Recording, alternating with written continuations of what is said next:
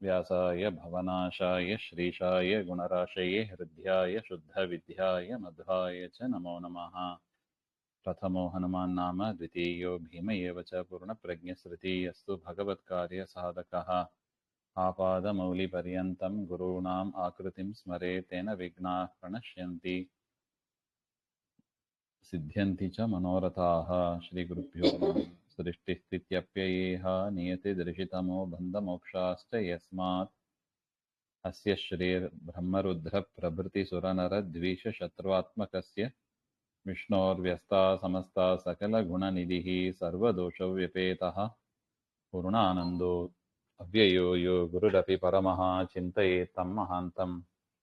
जन्माद्यस्य यतोन्मयाधितरतश्चार्थेष्वभिज्ञस्वराट् तेने ब्रह्महृदाय आदिकवये मुह्यन्ति यं सूरयः। तेजो वारिमृदां यथा विनिमयो यत्र त्रिसर्गो मृषा धाम्ना स्वेन सदा निरस्तकुहकं सत्यं परं धीमहि। नारायणं नमस्कृत्य नरं चैव नरोत्तमं देवीं सरस्वतीं व्यासं ततो जयमुदीरयेत्। कृष्णाय वासुदेवाय हरये परमात्मने प्रणतक्लेशनाशाय गोविन्दाय नमो नमः। ಶ್ರೀ ಗುರುಭ್ಯೋ ನಮಃ. ಶ್ರೀಮದ್ ಭಾಗವತ ತೃತೀಯ ಸ್ಕಂದ 20ನೇ ಅಧ್ಯಾಯದ 21ನೇ ಶ್ಲೋಕ.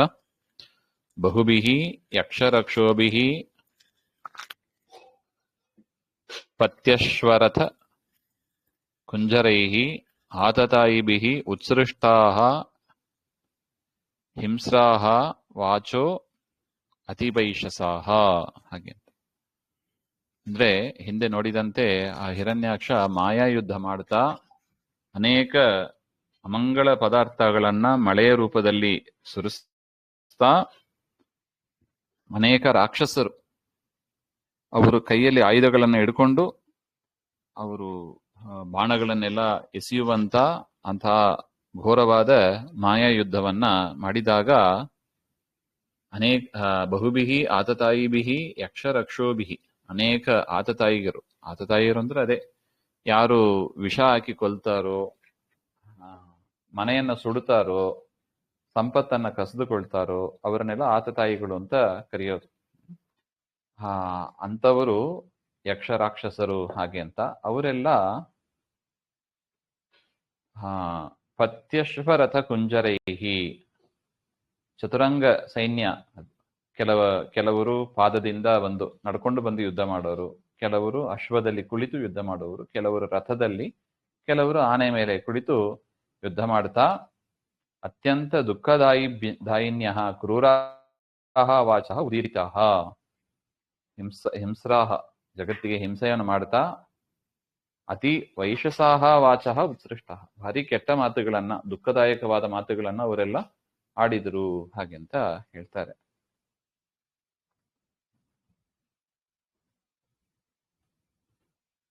ಪ್ರಾದುಷ್ಕೃತಾನಾಂ ಮಾಯಾನಾಂ ಆಸುರೀಣಾಂ ವಿನಾಶನಂ ಸುದರ್ಶನಾಖ್ಯಂ ಸ್ವಾಸ್ತ್ರಂ ತು ಪ್ರಾಯುಂ ತದೈತಂ ತ್ರಿಪಾತ್. ಅಂದ್ರೆ ತ್ರಿಪಾತ್ ಆ ಯಜ್ಞ ಪುರುಷನಾದ ಪರಮಾತ್ಮ.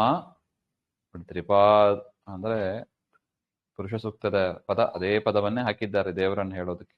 ಆ ಯಜ್ಞ ಪುರುಷನಾದ ಪರಮಾತ್ಮ ವರಾಹದೇವರು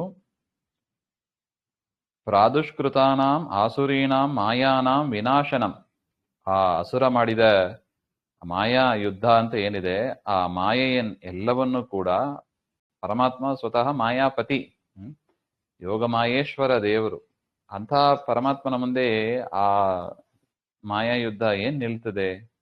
ಆ ಮಾಯೆಯನ್ನೆಲ್ಲ ಪರಮಾತ್ಮ ಒಂದು ಕ್ಷಣದಲ್ಲಿ ನಾಶ ಮಾಡಿಬಿಟ್ಟ. ಮಾಯಾನಾಂ ಅದ ನಾಶಕ್ಕಾಗಿ ವಿನಾಶನಂ ಸ್ವಂ ದಯಿತಂ ಸುದರ್ಶನಾಖ್ಯಂ ಅಸ್ತ್ರಂ ಪ್ರಾಯುಂಕ್ತ, ಪರಮಾತ್ಮ ತಾನು ಅದರ ನಾಶಕ್ಕಾಗಿ ಸುದರ್ಶನ ಆಯುಧವನ್ನ ಪ್ರಯೋಗ ಮಾಡಿದ ಹಾಗೆಂತ. ಸುದರ್ಶನ ನಾಮಕಂ ಅಸ್ತ್ರಂ ಪ್ರಯುಕ್ತವಾನ್ ಅಂತ ಅರ್ಥ. ತದಾದಿತೆ ಸಮಭವತ್ ಸಹಸಾ ಹೃದಿ ವೇಪತುಃ ಸ್ಮರಂತ್ಯ ಭರ್ತುರಾದೇಶಂ ಸ್ತನಾಚ್ಛಾಸೃಕ್ ಪ್ರಸುಸ್ರುವೇ. ಆ ಸಂದರ್ಭದಲ್ಲಿ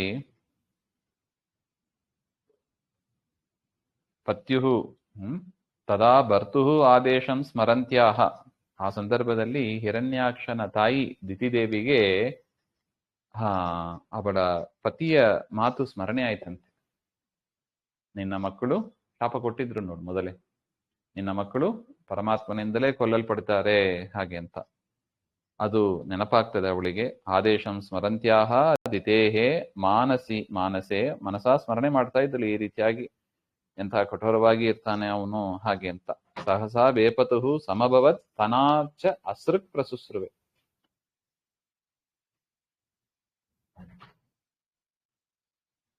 ಅವಳ ಎದೆಯಿಂದ ರಕ್ತ ಬಂತು ಅಂತ ಹೇಳ್ತಾರೆ ದಿತಿದೇವಿಯ ಎದೆಯಿಂದ ಅಂತ. ಅಂದ್ರೆ ಇದೆಲ್ಲ ಅಶುಭ ಸೂಚಕ ಹಾಗೆ ಅಂತ.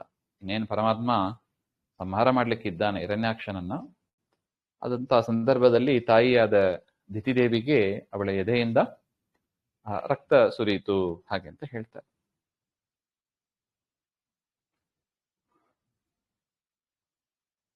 ವ್ಯುದಸ್ತಾಸು ಸ್ವಮಾಯಾಸು ಭೂಯಶ್ಚಾವ್ರಜ್ಯ ಕೇಶವಂ ಉಪೋಪಗೂಹಮಾನೋಮುಂ ದದೃಶೇವ ಸ್ಥಿತಂ ಬಹಿಃ.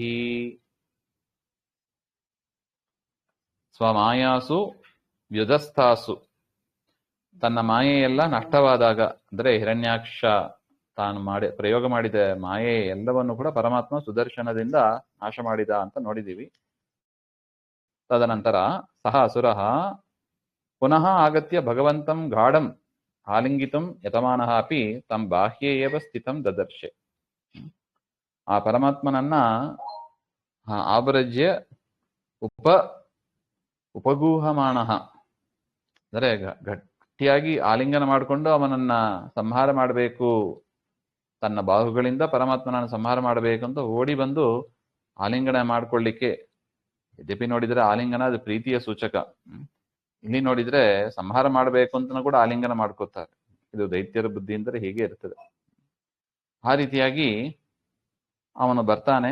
ತಂ ಬಾಹ್ಯೇ ಏವ ಸ್ಥಿತಂ ದದರ್ಶೆ, ಅವನು ಹತ್ರ ಬಂದು ದೂರದಲ್ಲಿ ಇರೋದನ್ನ ಪರಮಾತ್ಮ ಕಂಡ ಹಾಗೆ ಅಂತ ಹೇಳ್ತಾರೆ. ತಂ ಮುಷ್ಟೆಬಿರ್ ವಿನಿಘ್ನಂತಂ ವಜ್ರಸಾರೈರಧುಕ್ಷಜಃ ಕರೇಣ ಕರ್ಣಮೂಲೆ ಯಹನ್ ಯಥಾ ತ್ವಾಷ್ಟ್ರಂ ಮರುತ್ಪತಿಃ. ವಜ್ರಸಾರೈಹಿ ಮುಷ್ಟಿಭಿಃ ವಿನಿಘ್ನಂತಂ, ವಜ್ರ ಸದೃಶವಾದ ಮುಷ್ಟಿ, ಅಂಥ ಮುಷ್ಟಿಯಿಂದ ಪರಮಾತ್ಮನನ್ನ ಹೊಡಿಬೇಕು ಅಂತ ಅವನು ಪ್ರಯತ್ನ ಪಟ್ಟ ಹಿರಣ್ಯಾಕ್ಷ. ಅಂಥ ದೈತ್ಯನನ್ನ ಅಧೋಕ್ಷಜಃ ಪರಮಾತ್ಮ ವರಾಹದೇವರು ಭಗವಾನ್ ಸ್ವಕರೇನ ಕರ್ಣಮೂಲೆ ತಥೈವ ಪ್ರಹೃತವಾನ್. ಕರ್ಣಮೂಲೆ ಅಹನ್, ಆ ಕಿವಿಯ ಕೆಳಗೆ, ಕರ್ಣಮೂಲ ಅಂದ್ರೆ ಕಿವಿಯ ಕೆಳಗಿನ ಭಾಗ ಅಂತ ಅರ್ಥ, ಅಲ್ಲಿ ಜೋರಾಗಿ ಹೊಡಿತಾನೆ ವರಾಹದೇವರು.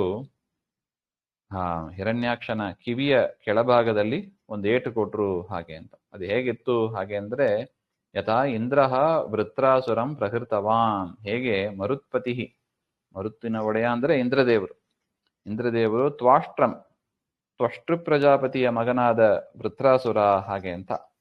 ಆ ವೃತ್ರಾಸುರನನ್ನ ಹೇಗೆ ಸಂಹಾರ ಮಾಡಿದನೋ ಅದೇ ರೀತಿ, ಏಟು ಕೊಟ್ಟು ಸಂಹಾರ ಮಾಡಿದನೋ ಅದೇ ರೀತಿಯಾಗಿ ಪರಮಾತ್ಮ ಕೂಡ ಹಿರಣ್ಯಾಕ್ಷನನ್ನ ಹೊಡೆದು ಅವನನ್ನ ಬೀಳಿಸಿದ ಹಾಗೆ ಅಂತ. ಆ ಏಟಿನಲ್ಲಿ ಅವನು ಸಾಯ್ತಾನೆ. ಈ ರೀತಿಯಾಗಿ ಆಯಿತು ಅಂತ ಹೇಳ್ತಾರೆ. ಮುಂದಿನ ಭಾಗ ಮತ್ತೆ ನೋಡೋಣ. ಶ್ರೀಮದ್ ದುಹಾಂತರ್ಗತ ಶ್ರೀಕೃಷ್ಣ ಅರ್ಪಣಮಸ್ತು. ಶ್ರೀ ಹರಯೇ ನಮಃ.